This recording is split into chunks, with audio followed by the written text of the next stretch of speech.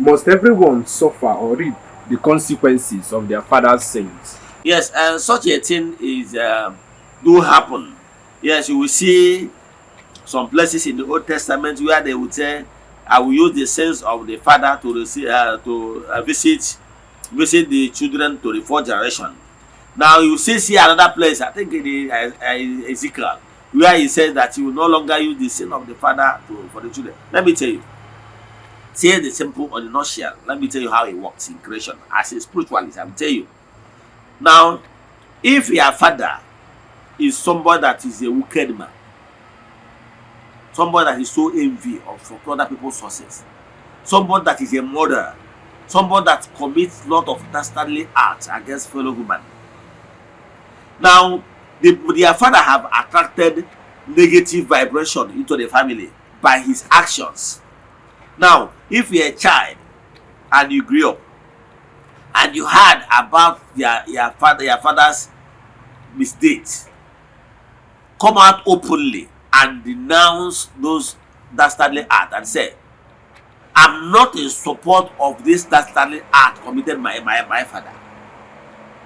And not only talking it with your mouth, live it, as in live by example.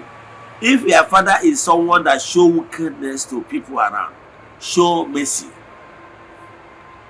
If your father is somebody that is so always envious of people's height and achievement, show friendliness, show accommodating.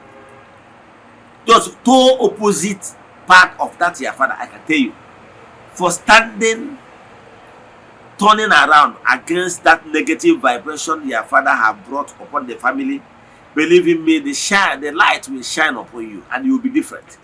And whatever that is holding others will not hold you. You know why? Ichegarigo machigaria. He call a spade a spade. You are not following the path of your father. You are not walking under the shadow of your father. Therefore, whatever nemesis that he attracted to himself will never be a portion. Because you follow the different way, different dimension. And you follow the light. And the light will always overshadow you and protect you. So that you will be a different thing. So, back my words. If you grew up and you heard that your father suppressed the poor, took people's land, and you came and you know, via your own investigation, that actually my father suppressed the poor within the neighborhood and took their land, what will you do? The right thing for you to do is to call the people involved. If your father is normal, maybe the whole thing is in your hands now. Say, "Look, I had so and so, though I wasn't there. However, it's from my mind to do restitution.